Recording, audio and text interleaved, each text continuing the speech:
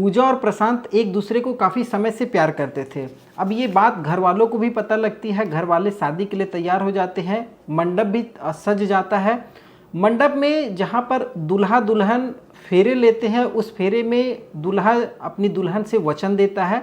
उस वचन के जगह पर दूल्हा प्रशांत अपनी पत्नी से कहता है, देखो पूजा, नेहा, अगर तुमने अपनी लाइफ में मेरे अलावा, आज तुम मुझसे शादी कर रही हो, अगर मेरे अलावा भविष्य में कभी भी किसी के साथ तुमने दोस्ती की या कभी भी किसी गैर मर्द के साथ तुम बात की या मिलने की कोशिश की या कभी उसके साथ कोई रिलेशन बनाई, तो वो दिन तुम्हारा आखिरी दिन होगा, मैं उस दिन ही तुम्हें मार दूंगा।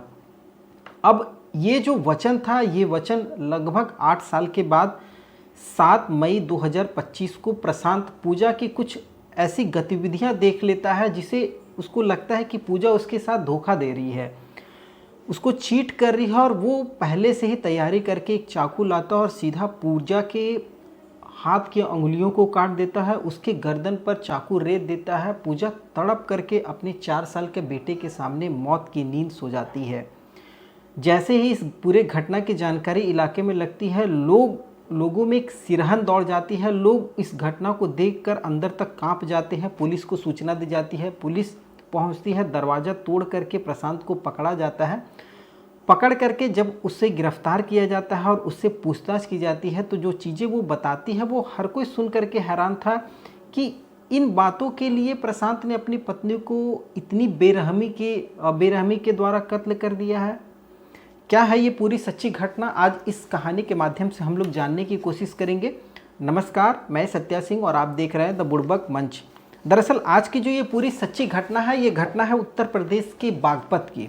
बागपत में शहर कोतवाली के अंतर्गत एक मोहल्ला पड़ता है ठाकुर द्वारा।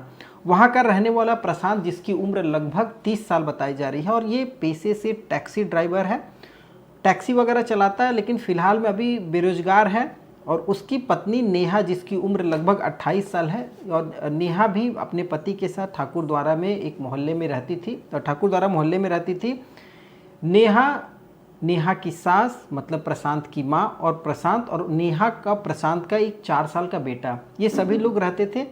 इसी बीच प्रशांत को लगता है कि उसकी पत्नी मेरे पीठ पीछे, जब मैं टैक्सी वगैरह चलाने जाता हूँ तो मेरे पीठ पीछे वो किसी दूसरे मर्द से बात करती है। और प्रशांत को ये भी शक था कि नेहा जिस फैक्ट्री में जाती है काम करने, हो ना हो उसी फैक्ट्री का कोई व्यक्ति है जिससे नेहा बात करती है और मेरे पीठ पीछे उसे पसंद करती है।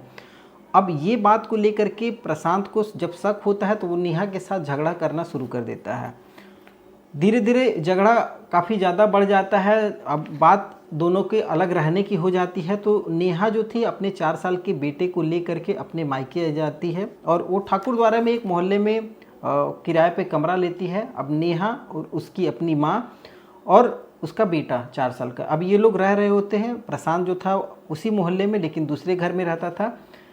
धीरे धीरे प्रशांत को ये लगता है कि उसका जो दयनीय हालत है वो बहुत अच्छा नहीं चल रहा है, तो वो धीरे धीरे फिर से नेहा के करीब जाने की कोशिश करता है। उसके घर पर जा कर के उससे माफ़ी भी मांग लेता है कि नेहा, जो भी हुआ है हम दोनों के बीच में, उसके लिए मुझे माफ़ कर दो।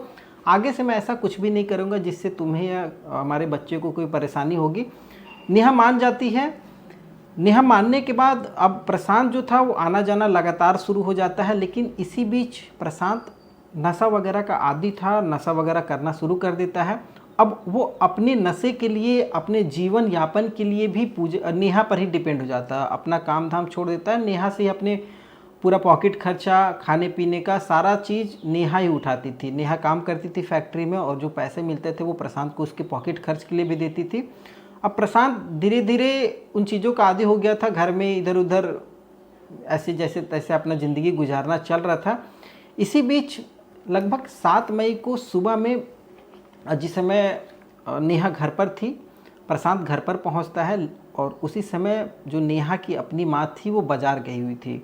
तो प्रशांत मौका देख करके उसके घर पर पहुंचता है और नेहा से कहता है, नेहा तुम अभी भी उस लड़के से बात कर रही हो?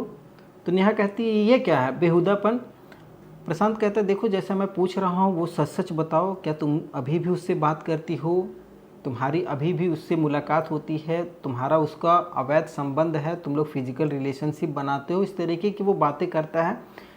नेहा गुस्सा हो जाती है, दोनों के बीच में तू तू मैं बात झगड़ों तक पहुंच जाती है। झगड़ा होना शुरू हो जाता है और ऐसा लगता है कि प्रशांत के ऊपर जैसे खून सवार है। वो तुरंत दौड़ करके जाता है, नेहा जिस मकान में किराए में रहती थी उस मकान का मेन दरवाज़ा अंदर से बंद कर लेता है और अंदर फिर जोर जोर से आवाज़ शुरू हो जाता है, झगड़ा झंझट। तब तक पड़ोसी लोग को भी आवाज़ आ जाती है कि नेहा के घर में हल्ला हो रहा है, तो वो लोग भी बाहर इकट्ठा होते हैं। तब तक जब तक पड़ोसी इकट्ठा होते खिड़की से झांकने की कोशिश करते हैं क्या हो रहा, तो देखते हैं सामने प्रशांत जो है उसके हाथों में एक चाकू है और उस चाकू से वो नेहा के अंगुलियों को पहले तो काट दिया है। अंगुलियों को काटने के बाद उसके गर्दन पर चाकू रेत दिया है। चाकू रेतने के बाद भी वो शांत नहीं है, ऐसा लग रहा है कि एकदम वो नेहा के सर को उसके शरीर से अलग कर देगा और वो करता भी ऐसा है। नेहा के सर को उसके शरीर से काट करके अलग कर देता है। काटने के बाद वो वहाँ खड़ा हो जाता है। खड़ा होकर के वहाँ पर वो किसी व्यक्ति को फ़ोन लगाता और कहता है कि देखा, मैंने कहा था ना कि अगर मेरे साथ कभी भी धोखा दी, मेरे अलावा किसी भी गैर मर्द से बात की या उससे नज़दीकी बढ़ाई तो मैं तुम्हें मार दूंगा और मैंने आज तुम्हारी बेटी को मार दिया है। शायद बताया ये जा रहा है कि वो अपनी सास को फ़ोन लगा करके ये सब सारी चीज़ें कहता है। उसकी सास जो बाज़ार गई हुई थी दौड़े दौड़े आती है, अड़ोस पड़ोस वाले जमा हो जाते हैं, पड़ोसी पुलिस को फ़ोन कर देते हैं। पुलिस भी पूरी टीम लेकर के उस घर पर पहुंच जाती है जहां पर नेहा रहा करती थी। दरवाज़ा अंदर से बंद था, पुलिस दरवाजे को धक्का दे करके तोड़ती है और अंदर प्रशांत को गिरफ्तार करती है।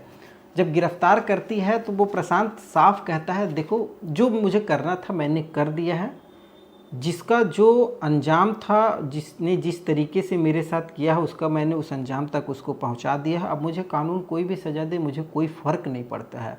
ये सब सारे चीज़ें वो पुलिस के सामने कहता है। पुलिस उसे गिरफ्तार करके ले जाती है, लेकिन इलाके में अभी भी एक दहशत का माहौल है। वो 4 साल का बेटा जिसकी आंखों के सामने उसकी माँ का बेरहमी से कत्ल किया गया, वो कई बार अपनी माँ नेहा को उठाने की कोशिश करता है, माँ उठो, लेकिन वो माँ इस दुनिया को छोड़ करके किसी दूसरी दुनिया में जा चुकी थी। वो प्रशांत जो अपने 4 साल के छोटे मासूम बच्चे का भी फिक्र नहीं करता है कि उसके माँ के मर जाने के बाद उसका ख्याल कौन रखेगा। अगर वो इन घटना को अंजाम दे रहा है तो वो भी जेल ही जाएगा, सलाखों के पीछे ही उसकी ज़िंदगी गुजरेगी, लेकिन इन सब के पीछे उसका 4 साल का मासूम बेटा है, उसका पूरी ज़िंदगी बर्बाद हो जाएगी। उसको देखभाल करने वाला कौन है। ऐसे बहुत सारे सवाल थे, लोगों के भी मन में चल रहे, हम आपके भी मन में चल रहे। खैर, प्रशांत ने इस पूरी घटना को अंजाम दे दिया और पुलिस सारे सबूतों को इकट्ठा करके ले गई है। पुलिस कह रही है सख्त से सख्त सज़ा दिलवाई जाएगी। जिस तरीके का इसने जघन्य पाप किया है नेहा के साथ में, उस तरीके से इसे जो भी सज़ा दिया जाए वो कम है। खैर, इस घटना को सुनाने का उद्देश्य किसी की भावनाओं को ठेस पहुंचाना बिल्कुल भी नहीं है, बस आपको इस घटनाओं के माध्यम से जागरूक करना है कि हमारे समाज में कुछ ऐसे वहसी प्रवृत्ति के लोग भी मौजूद हैं जो किसी भी तरीके की घटनाओं को अंजाम देने में ज़रा सा भी संकोच नहीं करते हैं। वो बेरहमी से अपने ही परिवार के लोगों का कत्ल करने में ज़रा भी संकोच नहीं करते हैं। तो ऐसे लोगों से हमें दूर रहना चाहिए, बच करके रहना चाहिए, संभल करके रहना चाहिए। खैर, आप क्या सोचते हैं इस पूरी घटना को लेकर के, आप हमें कमेंट के माध्यम से बता सकते हैं। आगे फिर एक नई कहानी के साथ नई वीडियो में मैं आपके साथ फिर से आऊँगा। तब तक के लिए जय हिंद, वंदे मातरम।